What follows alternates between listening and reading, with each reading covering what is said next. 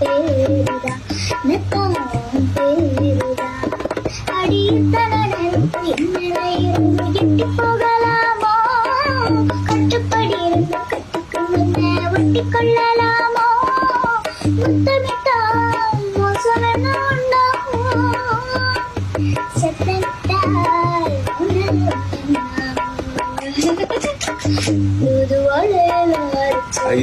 தொண்டையில தான் நினைச்சு